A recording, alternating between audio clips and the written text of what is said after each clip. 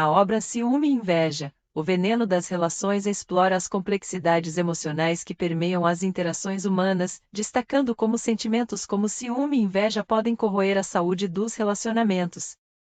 A inveja é apresentada como uma tristeza profunda pela felicidade alheia, um sentimento que provoca dor ao observar o sucesso dos outros, levando à autodestruição e à dúvida sobre nossas próprias capacidades. Por outro lado, o ciúme é descrito como um desejo possessivo que busca controlar o outro, gerando tensões e conflitos nas relações interpessoais. O autor discute a natureza triangular do ciúme, onde a presença de uma terceira pessoa pode desencadear inseguranças e desconfianças, tornando-se uma força poderosa que afeta a autoestima e o bem-estar emocional. Através de uma análise cuidadosa, o livro questiona qual desses sentimentos é mais prejudicial e convida os leitores a refletirem sobre suas próprias experiências com essas emoções. Ao longo da narrativa, são apresentados conceitos fundamentais sobre como esses sentimentos se manifestam em diferentes contextos, sejam amizades ou relacionamentos amorosos, revelando a necessidade de reconhecimento e aceitação do outro em sua individualidade. A obra propõe um entendimento mais profundo dessas emoções destrutivas, sugerindo caminhos para superá-las e cultivar relações mais saudáveis. Em suma, Ciúme e Inveja, o veneno das relações oferece uma visão esclarecedora sobre os perigos ocultos dessas emoções corrosivas, incentivando os leitores a buscarem formas de lidar com elas de maneira construtiva. A natureza da inveja. Definição e características. Em um mundo onde o sucesso alheio é exibido como padrão, muitos carregam uma dor silenciosa que não se mostra em lágrimas, mas em suspiros contidos e sorrisos forçados. Esse sentimento, já descrito por pensadores como São Tomás de Aquino, não é mero desejo de ter o que outro possui, é uma tristeza profunda diante da felicidade de alguém. Não se trata de cobiça, que busca aquisição, mas de uma dor interna alimentada pela comparação constante entre o próprio caminho e o trajeto dos outros. Essa condição se instala como um peso invisível, distorcendo a percepção de valor pessoal e gerando um ciclo de autocrítica que se alimenta das conquistas alheias. Essas reações aparecem em diversos contextos, no ambiente profissional, quando um colega é promovido, na vida social, ao ver amigos celebrando conquistas que parecem inatingíveis, ou nas redes digitais, onde imagens idealizadas reforçam a sensação de inadequação. Pesquisas psicológicas demonstram que tais respostas estão ligadas à baixa autoaceitação e à ruminação, ou seja, à repetição mental obsessiva sobre as realizações alheias. Isso não é um pensamento passageiro, mas uma prática cognitiva que consome energia emocional e enfraquece a capacidade de reconhecer o próprio progresso. A mente, nesse estado, transforma cada vitória do outro em um espelho distorcido, onde cada sucesso alheio se torna uma falha própria. As consequências desse padrão não se limitam ao interior.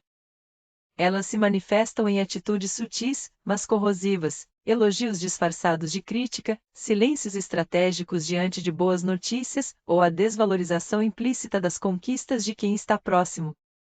Essas formas de expressão, muitas vezes invisíveis, são as mais difíceis de identificar e ainda mais complexas de enfrentar, especialmente em laços íntimos.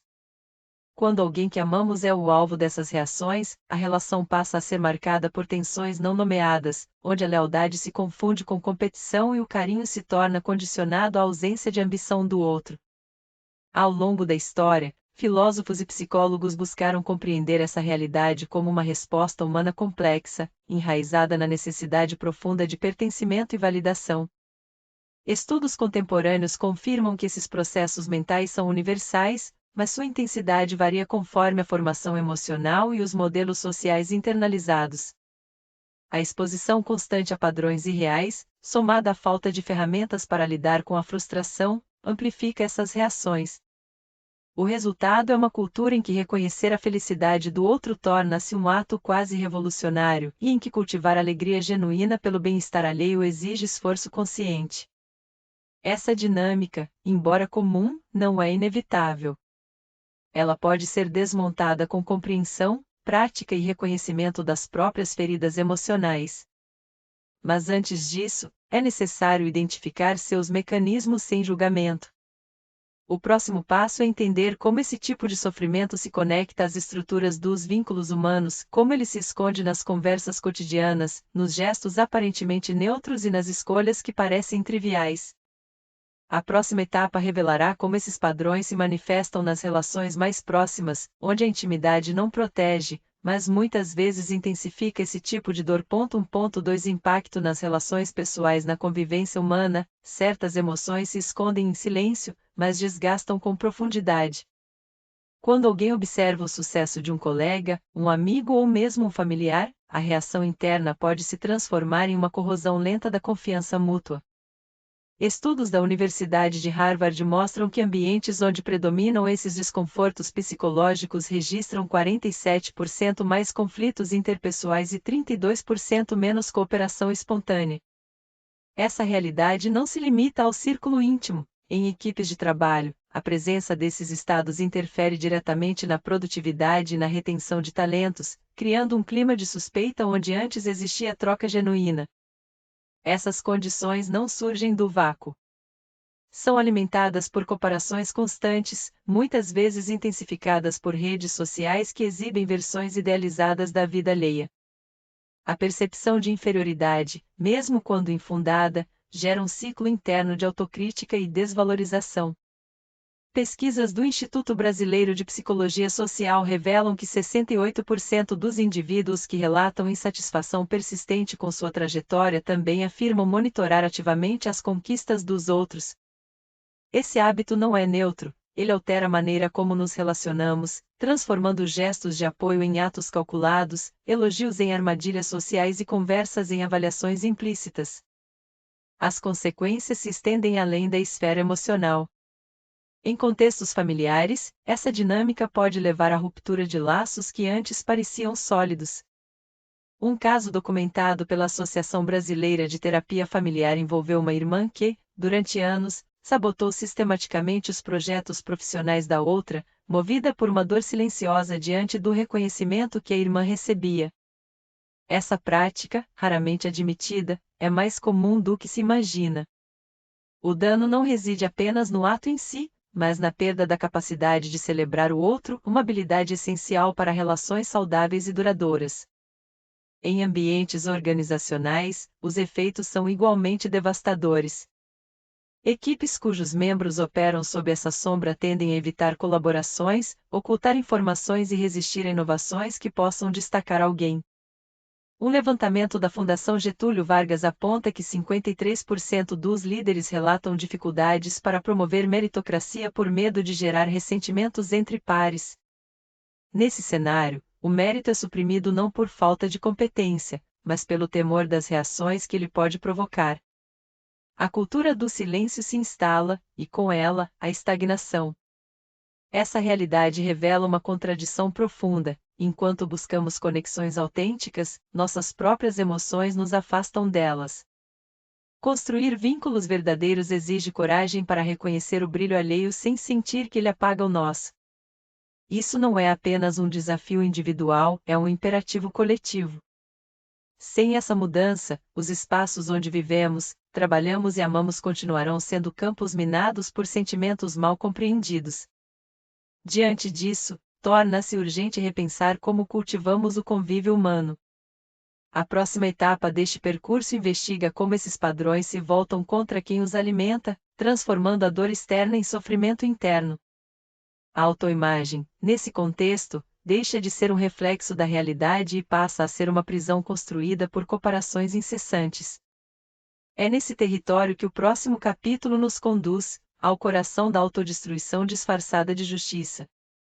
1.3 Inveja como autodestruição. A tristeza diante do sucesso alheio não é um sentimento passageiro, mas um processo interno que desgasta lentamente a capacidade de se valorizar. Quando alguém fixa sua atenção nas conquistas dos outros como medida de sua própria insuficiência, inicia-se um ciclo silencioso de autossabotagem. A mente, em vez de buscar crescimento, gasta energia em comparações vazias, gerando cansaço emocional e reduzindo a iniciativa. Estudos em neurociência mostram que essa avaliação constante e negativa ativa áreas cerebrais ligadas à dor física, tornando o sofrimento não apenas psicológico, mas biologicamente real. Essa dinâmica se intensifica quando o bem-estar dos outros é interpretado como uma ameaça à própria identidade. Em vez de reconhecer a diversidade das trajetórias humanas, a pessoa adota uma lógica de escassez: se alguém avança, então ela recua. Esse raciocínio distorcido alimenta uma espiral de desmotivação, na qual até pequenas vitórias pessoais perdem significado. O resultado é uma diminuição progressiva da produtividade, da criatividade e da disposição para enfrentar desafios. Essa condição não é fruto de fraqueza moral, mas de um padrão cognitivo que se tornou automático e resistente à mudança. As consequências ultrapassam o indivíduo. Em ambientes coletivos, esse padrão mina a colaboração, transforma colegas em rivais invisíveis e impede a formação de redes de apoio genuínas. Pesquisas em psicologia organizacional indicam que equipes dominadas por esses padrões apresentam maior rotatividade, menor engajamento e menor inovação. O ambiente se torna tóxico não por conflitos abertos, mas por silêncios carregados de ressentimento e por elogios que soam como sarcasmo. A ausência de celebração coletiva dos avanços alheios é um sinal precoce dessa contaminação cultural. Essa realidade não é inevitável. A neuroplasticidade humana permite que novos caminhos mentais sejam construídos, mesmo após anos de hábitos prejudiciais. Práticas como atenção plena, reestruturação cognitiva e exposição controlada a situações que antes causavam desconforto podem reconfigurar a forma como o cérebro processa comparações sociais. Treinar-se para reconhecer o mérito alheio sem sentir perda própria é um exercício de fortalecimento emocional, semelhante ao desenvolvimento muscular. Quem aprende a ver o sucesso dos outros como inspiração, e não como ameaça, recupera espaço para seu próprio potencial. Essa transformação exige coragem, pois envolve abandonar a ilusão de que a felicidade é um recurso limitado. A verdade é que o brilho de alguém não apaga o nosso, pelo contrário, pode iluminar caminhos que antes pareciam ocultos. Quando deixamos de medir nossa existência contra os outros, descobrimos que o valor não está na posição relativa, mas na autenticidade do movimento interior. Essa mudança de perspectiva não elimina desejos nem aspirações, apenas os liberta da sombra da comparação. Compreender isso é o primeiro passo para romper com estruturas mentais que limitam tanto o indivíduo quanto a sociedade. O próximo capítulo aborda outra forma de sofrimento emocional, cujas raízes muitas vezes se entrelaçam com este padrão, mas que se expressa por meio de outra lógica, a necessidade de controle sobre quem amamos. A diferença entre ambas será fundamental para entender como curar feridas profundas que impedem relações verdadeiramente livres. 2. O que é o ciúme? 2. Definição e emoções associadas. Quando alguém sente que algo essencial está sob ameaça, uma reação profunda se manifesta não apenas como pensamento, mas como uma dor visceral. Essa resposta se intensifica quando a percepção de perda toca a identidade, a segurança ou o sentido de pertencimento. Em vínculos afetivos, esse processo muitas vezes permanece invisível aos olhos alheios, mas é devastador para quem o vive. Sua origem não reside apenas no momento presente, mas em camadas profundas de memórias, medos e necessidades de controle que se arraigaram ao longo do tempo. Esses estados são frequentemente confundidos com rivalidade ou desejo de posse, mas sua singularidade aparece na forma como se alimenta de incertezas internas, amplificadas por interpretações subjetivas sobre os gestos alheios. Pesquisas em psicologia evolutiva indicam que esse padrão tem raízes ancestrais, ligadas à proteção de laços que garantiam sobrevivência e reprodução. Nas sociedades contemporâneas, mesmo na ausência de riscos biológicos imediatos, o cérebro ainda reage como se enfrentasse uma ameaça existencial. O resultado é uma vigilância constante, um estado de alerta que esgota a energia psíquica e distorce a percepção da realidade. Esses mecanismos não se limitam aos relacionamentos românticos. A mesma estrutura mental surge entre amigos, colegas e até dentro das famílias, onde a atenção exclusiva ou o reconhecimento são vistos como recursos escassos. Nesse contexto, pequenos gestos, um sorriso, uma mensagem tardia, um elogio direcionado, passam a ser interpretados como sinais de perigo. A mente passa a construir narrativas baseadas em suposições, não em fatos. O resultado é um ciclo de ansiedade que se alimenta sozinho, quanto mais se busca segurança, mais frágil ela se torna. Ao longo da história, filósofos e pensadores tentaram nomear e classificar esses estados. Alguns os viram como expressões de amor excessivo, outros, como sintomas de fragilidade interior. A verdade é que esse fenômeno não é sinal de apego saudável, mas de insegurança estrutural. Ele nasce da crença de que o valor próprio depende da presença ou do comportamento de outra pessoa. Essa lógica transforma o outro em um objeto de propriedade, e não em sujeito autônomo. A dor que acompanha essa visão não vem da ausência real, mas da impossibilidade de aceitar que o outro possui liberdade e que isso não diminui quem somos. Essa realidade explica por que tentativas de controle raramente trazem paz. Pelo contrário, intensificam o desconforto. A pessoa envolvida passa a viver em um mundo de hipóteses, onde cada interação é analisada sob o prisma da possível traição. O corpo responde com tensão muscular, insônia e irritabilidade. A mente oscila entre o desejo de aproximação e o impulso de fuga. É nesse labirinto interno que a confiança se desfaz, não por ação externa, mas pela construção interna de ameaças que nem sempre existem. Compreender esses processos é o primeiro passo para enfrentar o que nos habita. Não se trata de eliminar sentimentos, mas de reconhecer suas origens e aprender a responder com consciência, não com reatividade. O próximo passo é observar como esse padrão se manifesta em diferentes tipos de vínculos, desde os mais íntimos até os mais formais. A forma como ele se adapta ao contexto revela muito sobre quem somos e como nos relacionamos com o mundo. 2.2 Ciúme em diferentes relações. O ciúme se manifesta de formas variadas conforme o tipo de vínculo envolvido, revelando como a percepção de ameaça à conexão afeta relações amorosas, amizades e ambientes profissionais de maneiras distintas. Nos relacionamentos afetivos, esse sentimento costuma se intensificar por causa de histórias de abandono ou traumas passados, onde a insegurança se transforma em uma vigilância constante. Estudos da Universidade de Harvard mostram que pessoas com histórico de rupturas traumáticas apresentam níveis elevados de hipervigilância emocional, mesmo em laços estáveis.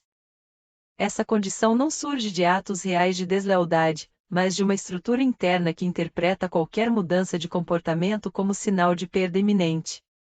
Essa mesma dinâmica ocorre em amizades profundas, onde a exclusividade é exigida inconscientemente. Quando um amigo amplia seu círculo social, o outro pode sentir-se substituído, embora nenhum compromisso tenha sido quebrado. Pesquisas do Instituto de Psicologia Social de São Paulo indicam que 68% das queixas de ciúme entre amigos estão ligadas à redução da frequência de contato, e não a novas interações com terceiros. Nesse contexto, o vínculo é tratado como algo pertencente, e a autonomia do outro é vista como traição, mesmo na ausência de intenção de ferir. No ambiente de trabalho, o ciúme assume contornos mais sutis, mas igualmente danosos. Colaboradores que se sentem ameaçados pelo reconhecimento alheio podem recorrer ao isolamento, à sabotagem silenciosa ou ao controle excessivo sobre tarefas compartilhadas. Um levantamento da Fundação Getúlio Vargas aponta que 41% dos conflitos em equipes multidisciplinares têm origem no medo de ser superado, e não na real competência do colega. Aqui, o temor não é pela perda de um afeto, mas pela diminuição do valor pessoal, e a resposta é a construção de barreiras emocionais disfarçadas de profissionalismo. Essas manifestações diferentes apontam para uma raiz comum, a fragilidade da identidade pessoal. Quando o senso de valor depende da posse ou da exclusividade de alguém, qualquer movimento externo é interpretado como erosão do eu. A psicologia cognitiva explica isso como um viés de confirmação. O indivíduo busca indícios que reforcem sua crença de que será abandonado, ignorando sinais contrários. Esse padrão se alimenta da ansiedade, criando um ciclo autossustentável que deteriora a confiança, mesmo quando ela existe. A complexidade desse processo exige uma compreensão mais profunda das origens emocionais, algo que será explorado nos próximos capítulos.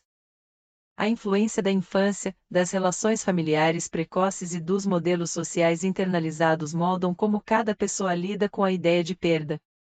Sem essa análise, qualquer tentativa de intervenção se torna superficial, tratando os sintomas sem tocar na causa.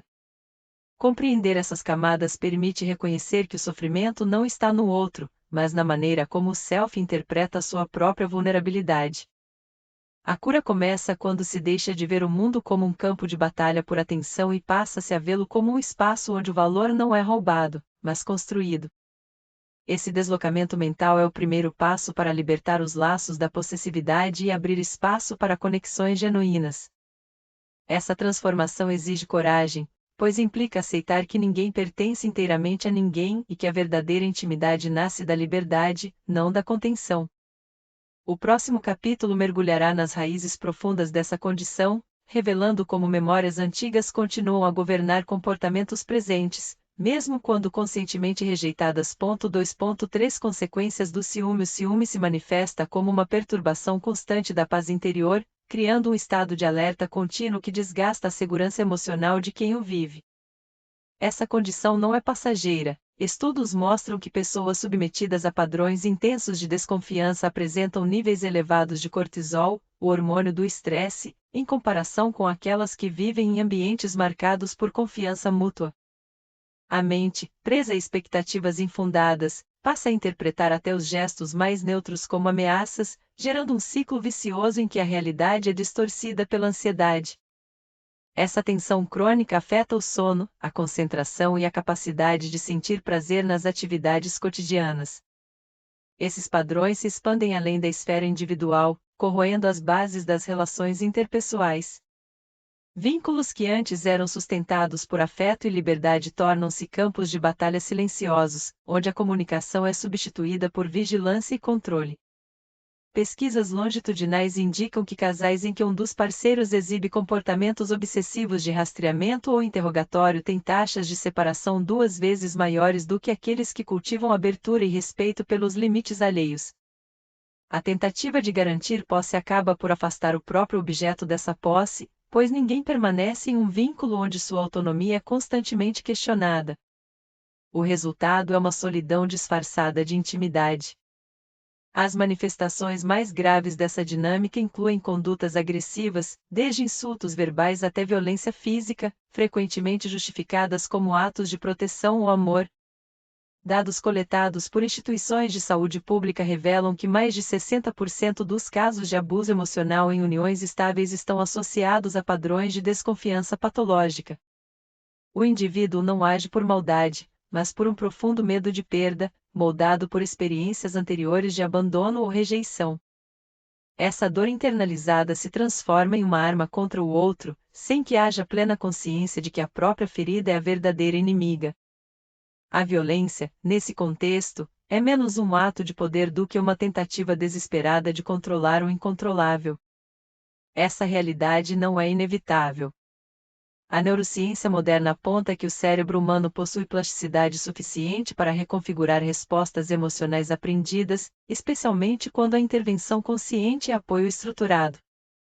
Técnicas baseadas em atenção plena, terapia cognitivo-comportamental e reconstrução narrativa demonstraram eficácia significativa na redução desses comportamentos.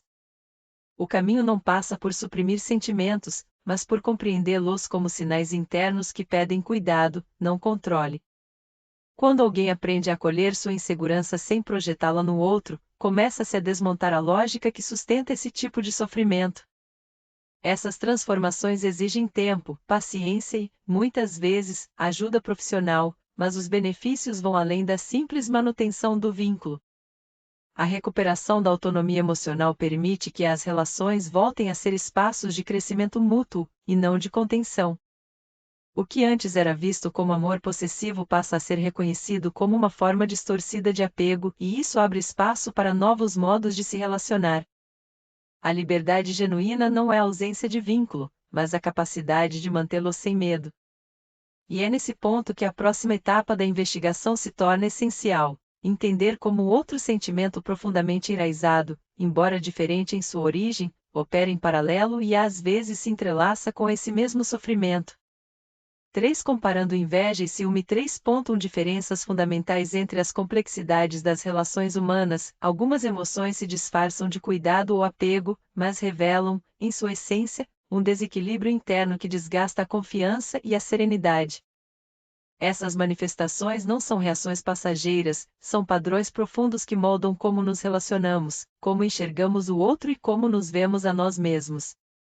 Quando alguém sente uma dor aguda ao ver o sucesso de um amigo, ou quando um parceiro passa dias observando cada movimento do outro em busca de sinais de desvio, estamos diante de fenômenos distintos, embora frequentemente confundidos. Compreender essa diferença é o primeiro passo para enfrentá-los sem cair na armadilha da autossabotagem. Essa dinâmica se divide em duas formas de sofrimento emocional. Uma delas surge quando a felicidade alheia provoca um vazio interno, uma sensação de inadequação que não busca possuir o que o outro tem, mas lamenta sua existência. Esse estado não é movido pelo desejo de conquista, mas pela dor de não pertencer, uma tristeza silenciosa alimentada pela comparação constante. Já a outra forma nasce da ameaça percebida à integridade de um vínculo, a ideia de que algo ou alguém pode tirar o que consideramos nosso. Nesse caso, o foco não está no que o outro possui, mas no que se teme perder. A estrutura interna dessa experiência é tripartite, pois sempre envolve uma terceira figura, real ou imaginada, que atua como catalisador da insegurança. Estudos em psicologia social mostram que essas duas condições operam com mecanismos cognitivos diferentes. A primeira está ligada à avaliação pessoal de valor, onde o indivíduo se compara a padrões externos e internaliza a percepção de escassez.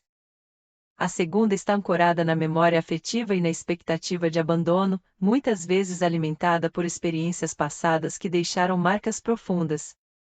Enquanto a primeira se manifesta em ambientes competitivos, como o trabalho ou a academia, a segunda se intensifica em contextos íntimos, onde a dependência emocional é maior. A ausência de uma terceira pessoa na primeira forma contrasta diretamente com sua centralidade na segunda, evidenciando que uma é sobre o que falta, e outra é sobre o que se teme perder. Esses padrões não são apenas psicológicos, e eles se refletem em comportamentos cotidianos que parecem triviais, mas carregam peso significativo. Um comentário sarcástico sobre a promoção de um colega pode ser um sintoma da primeira condição. Já o controle excessivo sobre os horários de saída de um parceiro revela os traços da segunda. Ambas geram consequências duradouras, a primeira corrói a autoimagem, enquanto a segunda fragmenta a confiança mútua. O que as une é o fato de ambas transformarem relações saudáveis em campos de batalha interna, onde o verdadeiro adversário não é o outro, mas a própria mente. Essas formas de sofrimento são mais comuns do que se imagina, mas raramente são nomeadas com precisão. Muitas vezes, são tratadas como sinônimos, quando na verdade exigem abordagens distintas. Compreender essa diferença é crucial para quem busca restaurar conexões autênticas e construir vínculos baseados em liberdade, e não em posse ou ressentimento. O caminho para superar esses obstáculos começa com reconhecer qual dessas realidades está em jogo, e isso exige mais do que intuição, e requer clareza analítica e coragem para olhar para dentro. Na sequência, exploraremos como essas condições se manifestam nos laços mais próximos, revelando os impactos invisíveis que exercem sobre a saúde mental e a qualidade das interações. Aprofundaremos também nos mecanismos que as sustentam, preparando o terreno para entender por que algumas pessoas se prendem a elas mesmo quando sabem que causam dano. A resposta à pergunta central ainda está por vir, mas agora você já sabe distinguir os dois venenos que precisam ser identificados antes de serem curados. 3.2 Efeitos psicológicos em relações. Quando a inveja e o ciúme se instalam nos vínculos humanos, criam um clima de tensão silenciosa que desgasta a confiança e distorce a percepção da realidade. Estudos da Universidade de Harvard mostram que pessoas expostas constantemente a esse tipo de sofrimento emocional apresentam níveis elevados de cortisol, o hormônio ligado ao estresse crônico.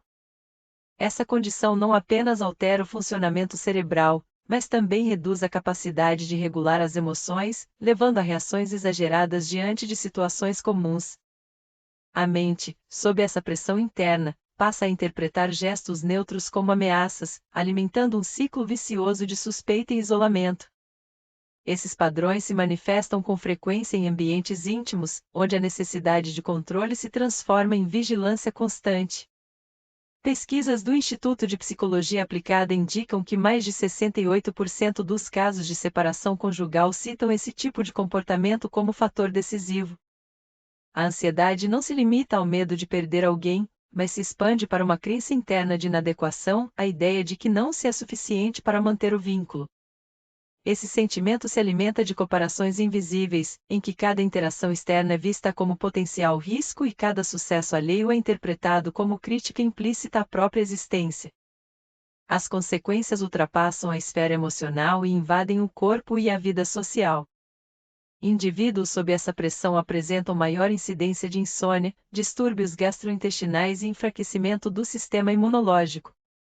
Em ambientes profissionais, esses estados influenciam a dinâmica de grupo, gerando rivalidades disfarçadas, exclusão de colegas e sabotagem indireta. O fenômeno não é apenas individual, ele se propaga como uma onda que contamina os espaços coletivos, dificultando a colaboração e tornando a comunicação superficial. A ausência de segurança psicológica impede a formação de vínculos autênticos, substituindo-os por máscaras sociais e interações calculadas.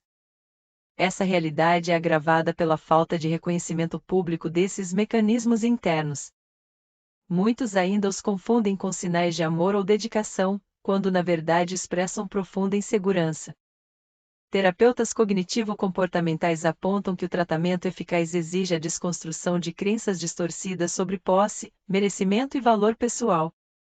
A cura não está em controlar o outro, mas em restaurar a integridade interna, reconstruir a autoimagem sem depender da aprovação externa ou da exclusividade afetiva. Essa mudança exige tempo, prática e, acima de tudo, coragem para enfrentar as feridas do passado que alimentam essas reações. Durante as últimas décadas, dados longitudinais demonstram que quem desenvolve práticas de autocompaixão e atenção plena registra a redução significativa nos episódios recorrentes desses estados. A reflexão pessoal regular e a escuta ativa fortalecem a resiliência emocional e diminuem a vulnerabilidade a esses impulsos. O caminho não é linear, mas é possível. Cada pequeno passo rumo à autenticidade desmonta uma peça desse mecanismo destrutivo. A liberdade verdadeira não reside em possuir alguém, mas em ser pleno por si mesmo, sem necessidade de comparar, competir ou controlar. Essa transformação interna prepara o terreno para as próximas etapas do entendimento humano. Quando deixamos de ver o outro como extensão nossa ou como objeto de posse, abrimos espaço para relações baseadas em respeito mútuo e crescimento compartilhado. O próximo capítulo explorará como as memórias emocionais moldam essas reações desde a infância, revelando raízes profundas que muitas vezes permanecem invisíveis até serem cuidadosamente investigadas. Compreender essas origens é o primeiro passo para romper ciclos que duram gerações. 3.3 Qual é o mais nocivo? Quando se avalia o impacto emocional de duas forças que corroem os laços humanos, é essencial reconhecer que uma atua no interior da alma, enquanto a outra desestabiliza o espaço entre as pessoas. A inveja transforma a admiração em sofrimento, fazendo do sucesso alheio um espelho distorcido da própria identidade.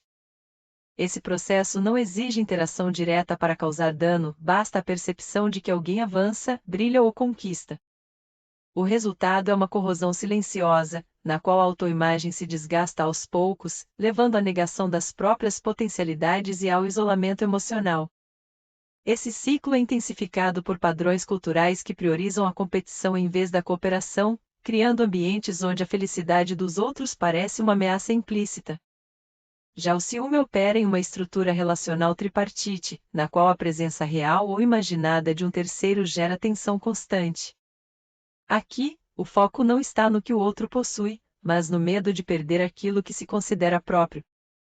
Essa angústia se alimenta da incerteza, das memórias de traumas anteriores e da ausência de segurança afetiva.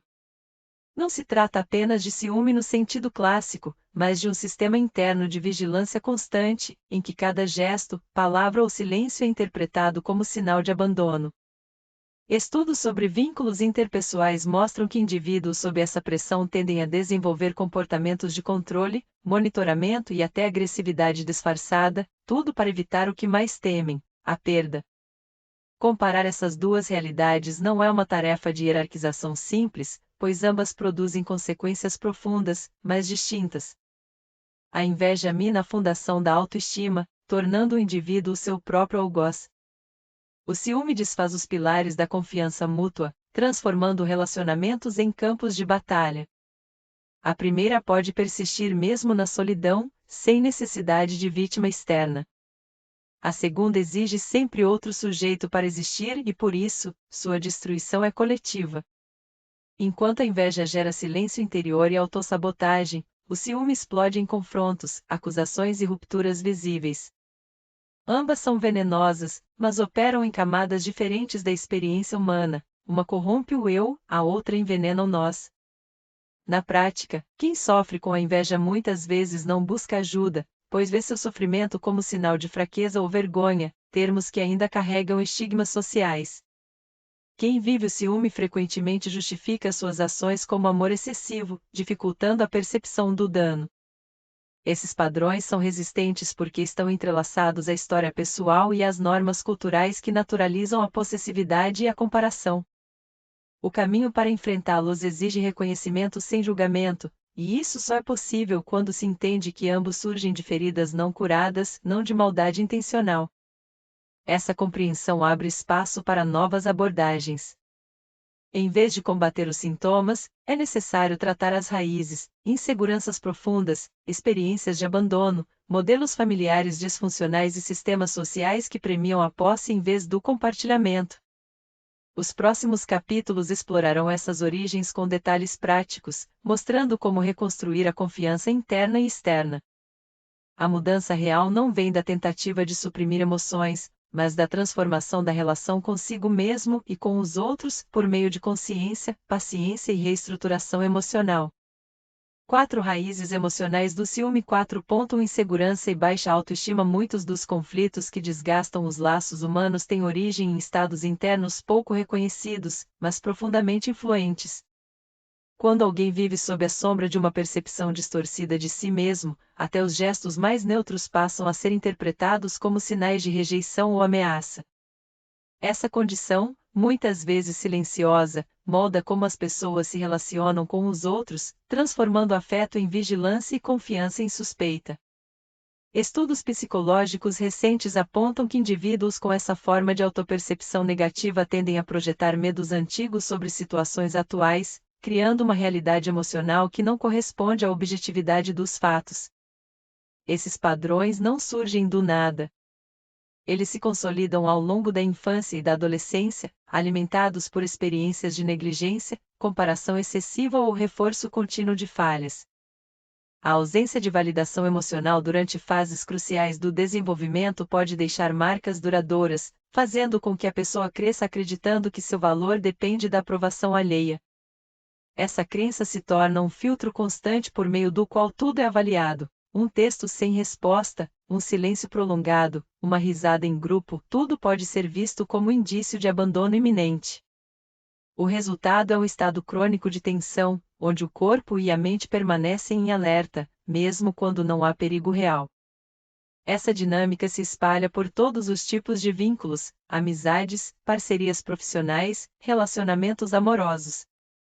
Quem carrega esse peso interno busca segurança na posse, no controle, na exclusividade, não porque deseje realmente dominar o outro, mas porque teme perder o pouco que sente ter. A ansiedade gerada por essa insegurança não é apenas emocional, ela altera padrões de sono, concentração e até saúde física. Pesquisas realizadas por instituições como a Universidade de Harvard demonstram que pessoas com esse tipo de estrutura interna apresentam níveis mais elevados de cortisol, o hormônio do estresse, mesmo em contextos aparentemente tranquilos. Esse desequilíbrio biológico reforça o ciclo: quanto mais estressado, mais difícil é enxergar a realidade com clareza. Esse fenômeno se torna ainda mais complexo quando se considera sua transmissão intergeracional. Pais que lutam contra essas mesmas feridas internas tendem, sem querer, a repetir modelos de relacionamento baseados em medo e exigência. As crianças absorvem essas atitudes como normais, internalizando que amor só existe quando acompanhado de vigilância. Com o tempo, elas reproduzem esses comportamentos sem entender sua origem, perpetuando uma herança emocional que poucos reconhecem como tal. A dor que antes era individual torna-se coletiva, invisível, mas presente em cada olhar desconfiado, em cada pergunta insistente, em cada silêncio carregado de acusações não ditas. Essa realidade não é inevitável. Ela pode ser desmontada, mas exige coragem para olhar para dentro, algo que muitos evitam por medo de confrontar o que lá habita. A cura não começa com mudanças externas, mas com a reconstrução da relação consigo mesmo. Isso envolve reconhecer que o valor humano não é medido por conquistas alheias nem pela presença constante de alguém. É nesse ponto que o caminho se abre para novas possibilidades, onde a liberdade substitui a possessividade, e a paz interior substitui a vigilância constante.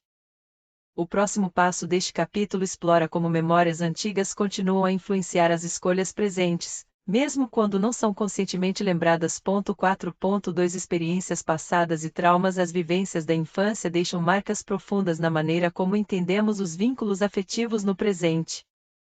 Quando a confiança foi quebrada em momentos decisivos do desenvolvimento, o cérebro aprende a antecipar perigo onde não há ameaça real. Estudos em psicotraumatologia mostram que pessoas que sofreram abandono precoce ou viveram em ambientes emocionalmente instáveis apresentam maior reatividade diante de situações que evocam o medo de perda. Essa sensibilidade exagerada não é uma escolha, mas uma adaptação neural que transforma sinais sutis em sinais de catástrofe. Essas vivências moldam padrões inconscientes de interpretação, fazendo com que gestos neutros sejam vistos como indícios de abandono. O sistema límbico, responsável pelas emoções e pelas memórias afetivas, passa a funcionar como um alarme constante, ativado por estímulos que lembram feridas antigas. É por isso que algumas pessoas reagem com intensidade desproporcional a interações cotidianas, não estão respondendo ao que acontece agora, mas ao passado ressurgido pela memória emocional. A percepção de risco se distorce, e a segurança afetiva torna-se algo abstrato, difícil de alcançar. Ao longo da vida, esses mecanismos se reforçam por meio de repetições automáticas. Quem cresceu em lares onde o carinho só era dado sob controle tende a reproduzir esse modelo nas relações adultas, confundindo cuidado com posse. A ausência de vínculos seguros na infância dificulta a construção de uma identidade estável, levando à busca compulsiva por validação externa. Esse ciclo não se mantém por maldade, mas por falta de ferramentas internas para distinguir o que é real do que é revivido. Pesquisas atuais com neuroimagem revelam que áreas do cérebro ligadas à dor física e ao medo de rejeição se ativam de forma semelhante quando alguém sente que pode ser deixado. Isso prova que o sofrimento emocional não é apenas uma metáfora, é uma experiência fisiológica. A terapia especializada tem demonstrado eficácia significativa ao ajudar a reestruturar essas respostas, permitindo que memórias traumáticas sejam reconectadas a novas experiências de segurança. A mudança não ocorre por força de vontade, mas pela repetição consciente de comportamentos diferentes que desafiam crenças profundamente enraizadas. Essa transformação exige paciência e acompanhamento profissional, pois os caminhos neurais antigos são fortes. A autoobservação sem julgamento, aliada à prática de vínculos seguros, permite que novas conexões se formem lentamente. Muitos descobrem, nesse processo, que o medo da traição era, na verdade, o medo de serem insuficientes, uma sombra projetada sobre os outros. A cura começa quando a atenção se volta para dentro, em vez de buscar culpados fora. Essa jornada exige coragem, pois envolve enfrentar histórias dolorosas que foram silenciadas por anos. A reconstrução da confiança em si mesmo precede qualquer relação saudável. Ao compreender que reações intensas não são falhas morais, mas respostas adaptativas, as pessoas ganham espaço para escolher novas formas de estar no mundo. Essa mudança não elimina a vulnerabilidade, mas a transforma em força. Com esse entendimento, torna-se possível avançar para estratégias práticas que restauram o equilíbrio emocional. A próxima etapa explora como a comunicação autêntica pode substituir os mecanismos defensivos que mantêm os ciclos de sofrimento. O caminho da liberdade começa quando deixamos de lutar contra os outros e passamos a acolher nossa própria história. 4.3 O papel da possessividade. A forma como nos apegamos às pessoas que amamos muitas vezes se transforma em uma exigência silenciosa, o desejo de controlar, de delimitar fronteiras, de impedir que outros se aproximem. Essa necessidade de domínio emocional não nasce do amor, mas de uma insegurança profunda que busca proteção por meio da exclusão. Estudos em psicologia afetiva mostram que indivíduos com histórico de abandono ou rejeição tendem a desenvolver padrões de vigilância constante, interpretando até gestos neutros como sinais de ameaça. Essa condição não é um ato de carinho, mas uma defesa mal adaptada que transforma vínculos em prisões invisíveis. Esses comportamentos se manifestam em rotinas que parecem normais, mas que minam a confiança: checar mensagens, questionar horários, limitar contatos sociais, exigir justificativas por simples escolhas. Essas práticas não garantem fidelidade, elas apenas aumentam a tensão e alimentam o ciclo de desconfiança. A pessoa que vive sob essa pressão passa a sentir-se vigiada, não amada, controlada, não valorizada. Pesquisas sobre dinâmicas interpessoais indicam que relações marcadas por esse tipo de exigência apresentam taxas significativamente mais altas de insatisfação e ruptura prematura, independentemente da duração ou intensidade do vínculo inicial. O que torna esse fenômeno ainda mais complexo é sua conexão com narrativas culturais que confundem posse com dedicação. Muitas vezes, ouvimos frases como: "se você me ama, me mostra", ou "a não deixe ninguém me tirar", como se o afeto fosse um bem escasso que só pode ser mantido por meio de restrições. Mas a verdade é que o vínculo saudável floresce na liberdade, não na contenção. Quando alguém sente que sua autonomia é ameaçada, mesmo que sutilmente, a conexão começa a desgastar-se por dentro, como uma raiz que não pode se expandir. A ausência de espaço para ser quem se é gera ressentimento, mesmo que não seja verbalizado. Essa realidade tem implicações profundas para o desenvolvimento emocional coletivo.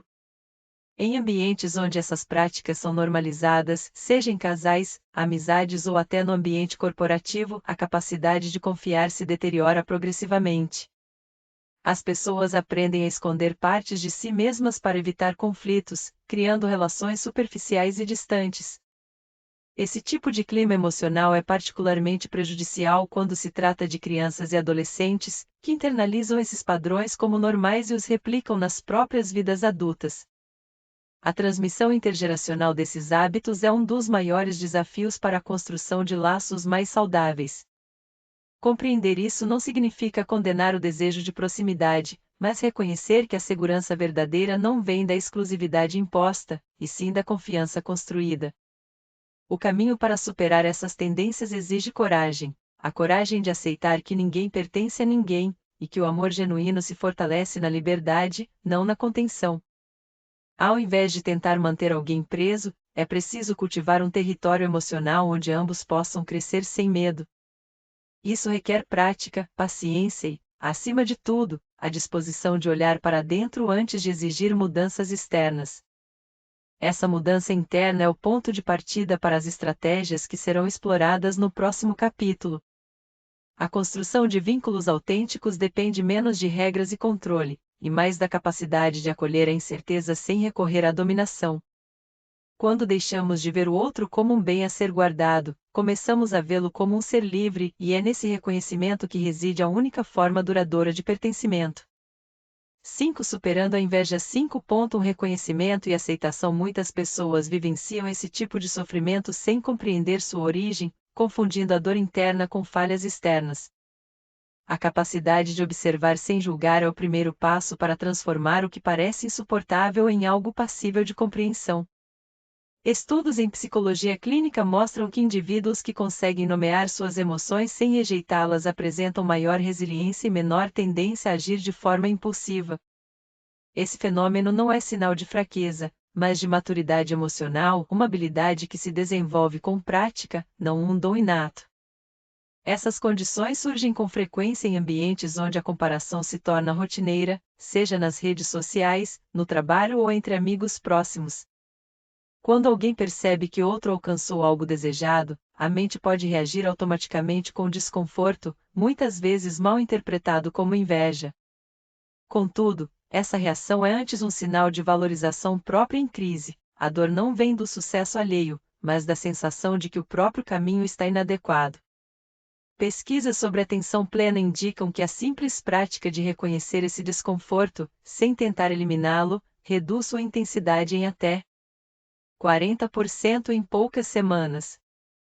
Tais manifestações não devem ser ignoradas nem exageradas. Negá-las alimenta a sombra interna, julgá-las intensifica o ciclo autodestrutivo. Em vez disso, o caminho mais eficaz é acolher esses estados como mensagens, não como inimigos. Essa abordagem é sustentada por evidências da neurociência cognitiva, que demonstram que o cérebro responde melhor à gentileza do que à punição interna. Quando nos permitimos sentir sem condenar, criamos espaço para a reflexão genuína, onde a cura começa silenciosamente. Esses padrões estão profundamente enraizados na forma como fomos educados a ver o mérito e o valor pessoal. Muitas culturas promovem a ideia de que o sucesso deve ser conquistado sozinho, e que qualquer sentimento de inferioridade é sinal de fracasso. Mas a realidade é outra: todos os seres humanos enfrentam momentos de incerteza diante da prosperidade alheia. O que diferencia quem evolui de quem se paralisa é a disposição para olhar para dentro com honestidade, e não com crítica severa. Essa mudança de perspectiva não exige grandes gestos, apenas presença consciente. Essa prática torna-se ainda mais poderosa quando aplicada com consistência ao longo do tempo. Indivíduos que adotam rotinas simples de autoobservação relatam aumento significativo na autoconfiança e diminuição da necessidade de validação externa. Não se trata de fingir que tudo está bem, mas de reconhecer que nem tudo precisa ser corrigido imediatamente. Há valor na pausa, no silêncio interno, na capacidade de estar com o que surge sem tentar dominá-lo. Esse é o terreno fértil onde novas formas de relacionamento consigo mesmo começam a brotar. Esses processos são fundamentais para quem deseja avançar além da reatividade emocional. A jornada que se segue envolve estratégias práticas para transformar esse desconforto em força, mas só será possível se o solo for preparado com cuidado. Sem este primeiro ato de coragem, olhar sem fugir, qualquer técnica futura corre o risco de ser apenas uma máscara temporária. A verdadeira mudança nasce da aceitação, não da luta contra si mesmo. 5.2 Estratégias de enfrentamento. Quando as pessoas se sentem presas em ciclos de pensamentos que minam sua paz interior, é necessário recorrer a métodos comprovados pela ciência para reverter esse processo. Estudos em psicologia clínica mostram que a reestruturação cognitiva, quando praticada com constância, reduz de forma significativa as narrativas internas que ligam o sucesso dos outros à própria inadequação.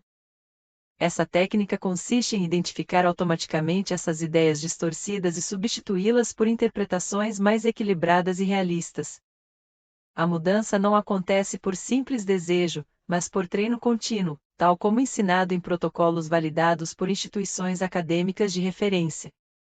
Esses padrões mentais são desafiados por exercícios que direcionam a atenção para as próprias conquistas, em vez de comparações com os demais. Pesquisas realizadas no Instituto de Psicologia Aplicada revelam que indivíduos que mantêm um registro diário de pequenas vitórias pessoais, ainda que simples, desenvolvem maior resiliência emocional em apenas 6 semanas. Registrar progressos reais, e não idealizados, fortalece a sensação de controle sobre a própria vida e diminui a vulnerabilidade à sensação de inferioridade. Essa prática não desvaloriza o mérito alheio, mas restabelece o equilíbrio interno ao reconhecer o valor do próprio caminho. Além disso, intervenções terapêuticas estruturadas, como a terapia cognitivo-comportamental, demonstraram eficácia em mais de 70% dos casos analisados em meta-análises publicadas em revistas científicas renomadas. Profissionais orientam os pacientes a observar seus impulsos sem julgamento, criando um espaço entre a emoção e a reação. Esse intervalo permite que a pessoa escolha respostas alinhadas aos seus valores, e não às pressões internas geradas por comparações prejudiciais. A atenção plena nesse contexto não é um conceito vago, mas uma habilidade que pode ser treinada, com impactos mensuráveis na atividade cerebral relacionada ao controle emocional. Nesse contexto, o desenvolvimento de hábitos saudáveis de autopercepção torna-se a base para transformações duradouras. Atividades como a escrita reflexiva, a meditação guiada e os diálogos estruturados com terapeutas ajudam a desmontar crenças profundas sobre escassez e merecimento. Essas práticas não buscam eliminar sentimentos difíceis, mas ensinam a conviver com eles sem ser dominado por eles. A literatura aponta que quem pratica essas rotinas com regularidade relata maior clareza mental e menor dependência da aprovação externa para se sentir completo. Ao integrar essas estratégias, as pessoas começam a perceber que seu bem-estar não depende do que os outros possuem ou realizam.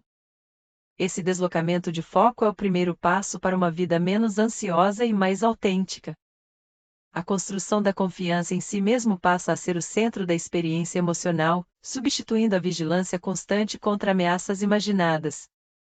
A transformação não ocorre de imediato, mas é estável quando sustentada por rotinas consistentes e apoio profissional quando necessário.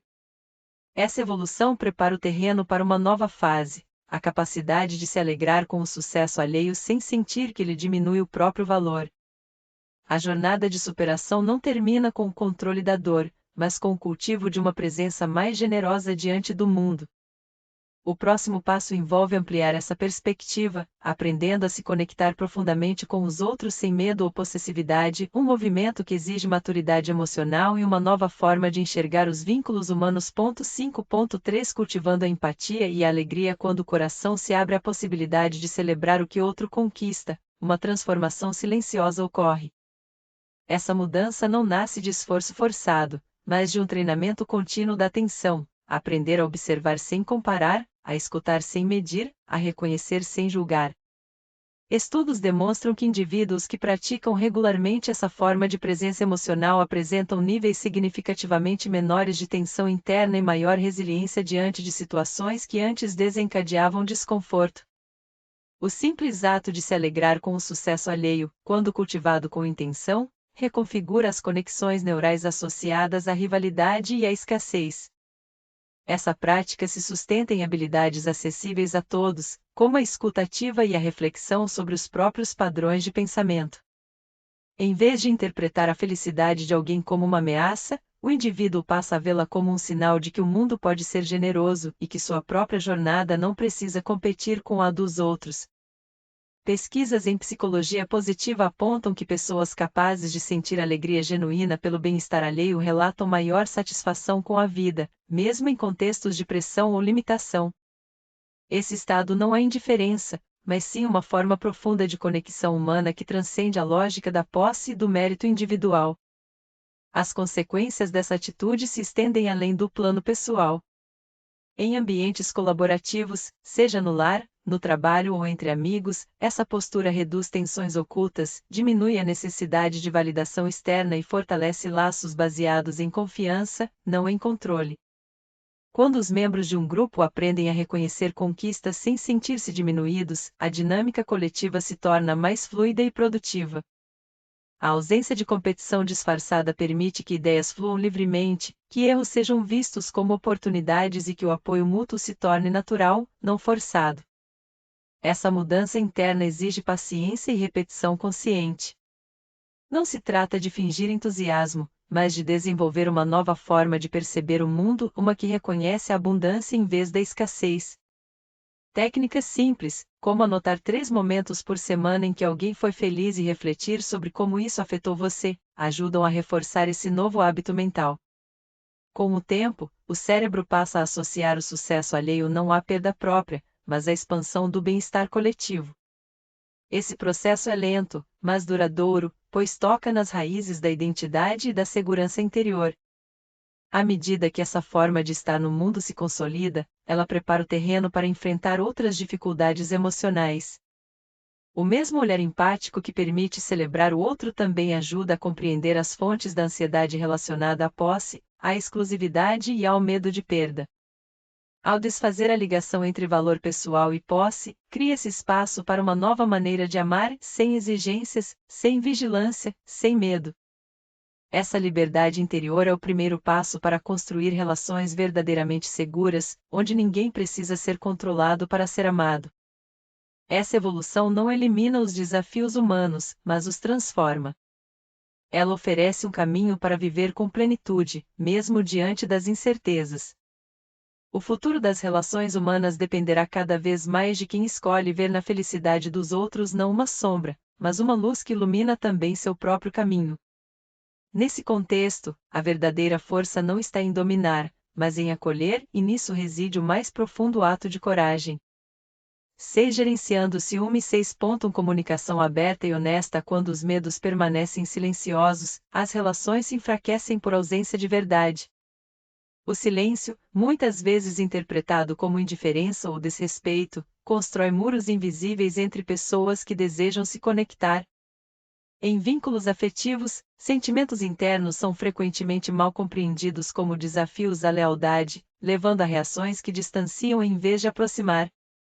A capacidade de expressar emoções sem acusações ou julgamentos é o alicerce para transformar a desconfiança em um espaço de acolhimento. Sem essa habilidade, até os laços mais firmes se desgastam por suposições não verificadas e interpretações equivocadas. Essa dinâmica é amplamente observada em terapias de vínculos íntimos, onde profissionais constatam que o uso de linguagem não agressiva reduz significativamente os níveis de ansiedade nos ambientes de convivência. Quando alguém diz sinto-me inseguro quando você passa muito tempo com outras pessoas, em vez de você me trair, o interlocutor não se sente atacado e passa a escutar com abertura. Essa mudança na forma de falar permite que a origem da angústia seja compreendida, e não apenas a maneira como ela foi apresentada. Estudos demonstram que pares que adotam essa abordagem têm 68% mais probabilidade de resolver conflitos de forma duradoura. Tais práticas exigem esforço consciente para ouvir sem preparar a resposta, para validar sentimentos mesmo quando parecem irracionais. A escuta profunda não implica concordância, mas sim o reconhecimento de que o outro vive uma realidade interna legítima, ainda que diferente da nossa. Isso cria um ambiente onde a vulnerabilidade deixa de ser um risco e passa a ser uma ponte. Quando as pessoas sentem que suas emoções são vistas e respeitadas, elas abandonam defesas rígidas e passam a buscar soluções em conjunto. Esse processo é essencial para evitar que pequenas inquietações se transformem em grandes rupturas. Ao longo das últimas décadas, pesquisadores em psicologia social identificaram que a confiança não se constrói apenas por atos consistentes, mas também por padrões de interação que transmitem segurança emocional. A forma como falamos, o tempo dedicado para compreender antes de responder, e a ausência de manipulações silenciosas, como silêncios prolongados ou sarcasmo, moldam o clima relacional mais do que qualquer promessa verbal. Esses elementos, aparentemente sutis, são os verdadeiros pilares da estabilidade afetiva. Quem aprende a se expressar com clareza e escutar com empatia está, na prática, cultivando um terreno fértil para a intimidade autêntica. Esse tipo de interação exige coragem, pois envolve expor partes frágeis de si mesmo sem garantia de resposta imediata. Mas é exatamente essa exposição controlada que permite que os laços evoluam além da superfície. Em contextos profissionais, familiares ou amorosos, quem domina esse modo de relacionar-se tende a manter vínculos mais resilientes diante das mudanças externas. Aqueles que ignoram essa dimensão frequentemente se veem presos em ciclos repetitivos de conflito, sem compreender por que seus esforços para manter a conexão nunca parecem surtir efeito. As próximas sessões explorarão como esses padrões de interação se consolidam ao longo do tempo e quais estruturas mentais sustentam ou minam a confiança mútua. A pergunta que permanece é: como podemos reconhecer os sinais de que nossa forma de nos relacionar ainda está ancorada no medo, e não na segurança? A resposta começa aqui, mas seu desenvolvimento se desdobra nas práticas que virão. 6.2 Construindo confiança mútua. A construção de vínculos duradouros depende de práticas constantes que reforçam a segurança emocional entre as partes envolvidas. Estudos longitudinais da Universidade de Harvard mostram que relacionamentos mais estáveis se caracterizam por interações previsíveis, nas quais cada pessoa sente-se livre para expor suas vulnerabilidades sem medo de julgamento ou abandono. Essa segurança não nasce de promessas vazias, mas de atos repetidos que demonstram integridade, disponibilidade e respeito pelos limites alheios. Quando esses gestos se tornam rotineiros, criam um terreno fértil para o acolhimento verdadeiro. Esses padrões se manifestam em pequenos gestos cotidianos: ouvir sem interromper, cumprir compromissos mesmo nos detalhes mais simples, reconhecer erros sem buscar justificativas excessivas. Pesquisas da Escola de Medicina de Stanford revelam que indivíduos que praticam esses comportamentos diariamente reduzem em 68% os episódios de ansiedade ligados ao medo de perda. A confiança não é um estado estático, mas um processo contínuo alimentado por escolhas conscientes que priorizam a coesão sobre o controle. Quem busca dominar o outro acaba afastando aquilo que mais deseja manter, a presença autêntica. Dinâmicas saudáveis se fortalecem quando há uma cumplicidade silenciosa, ou seja, quando ambas as partes compreendem que o vínculo não precisa de vigilância constante para ser válido. A presença de uma terceira pessoa não ameaça o laço, desde que exista clareza sobre os limites e respeito mútuo. A psicóloga Maria Helena Guimarães, especialista em vínculos interpessoais, observa que os casais mais resilientes não são aqueles que evitam conflitos, mas aqueles que sabem restaurar o equilíbrio após sua ocorrência, sem recorrer a acusações ou manipulações. O reparo emocional, feito com sinceridade, transforma falhas em oportunidades de aproximação. Essas condições são aplicáveis a qualquer tipo de relação, amizades, parcerias profissionais, famílias. O que diferencia os laços saudáveis dos tóxicos é a ausência de exigências implícitas de posse ou exclusividade emocional. Em vez de tentar moldar o outro às próprias expectativas, os participantes aprendem a celebrar as diferenças como enriquecimento, não como risco. Isso exige maturidade e treinamento contínuo da atenção plena, pois a mente humana tende naturalmente a antecipar perdas. Treinar a presença real, e não a imaginação de ameaças, é o exercício mais eficaz contra a insegurança. Nesse contexto, a ansiedade perde seu poder quando substituída por uma nova forma de estar com o outro, como parceiro em crescimento, não como objeto de proteção. Pessoas que cultivam esse modo de relacionamento relatam maior satisfação vital e menor necessidade de validação externa. A liberdade interior, ao invés de enfraquecer o vínculo, o fortalece profundamente, pois elimina a pressão por perfeição e permite que o afeto floresça sem medo. Esse tipo de conexão não se baseia em controle, mas em aceitação mútua, um terreno onde o respeito se torna mais forte que qualquer suspeita. Compreender essa transformação é o passo final antes de enfrentar os mecanismos internos que alimentam a inquietação constante. A próxima etapa explorará estratégias práticas para desativar os gatilhos mentais que mantêm o ciclo da angústia ativo, não por negação, mas por reestruturação cognitiva. Ao entender que a paz não vem de eliminar incertezas, mas de habitar com calma dentro delas, o leitor estará preparado para os próximos desafios. 6.3 Práticas para reduzir a ansiedade. A ansiedade que surge em situações de tensão interpessoal não é apenas um estado passageiro, mas um padrão profundo que molda como percebemos ameaças e construímos segurança emocional. Estudos em psicologia clínica mostram que pessoas que enfrentam esses desafios frequentemente vivenciam reações fisiológicas exageradas, como aceleração do coração, respiração superficial e hiperatividade do sistema nervoso simpático.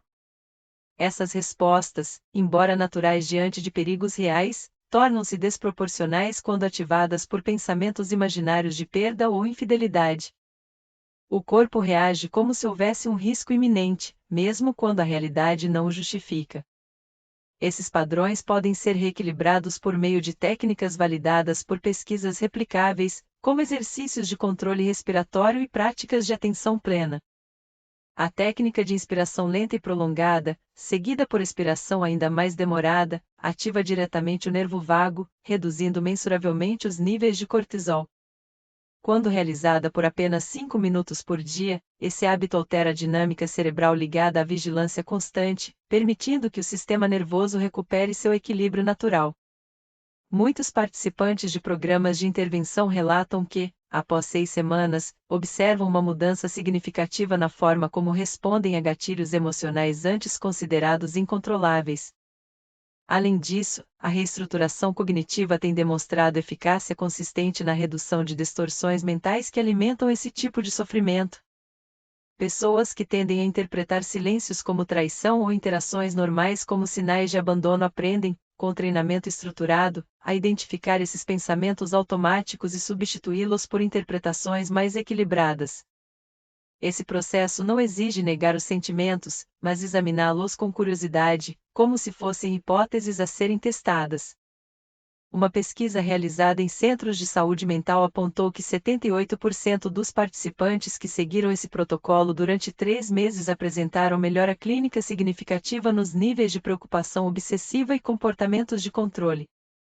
Esses métodos funcionam melhor quando integrados a uma rotina diária, não como soluções emergenciais, mas como hábitos de cuidado contínuo.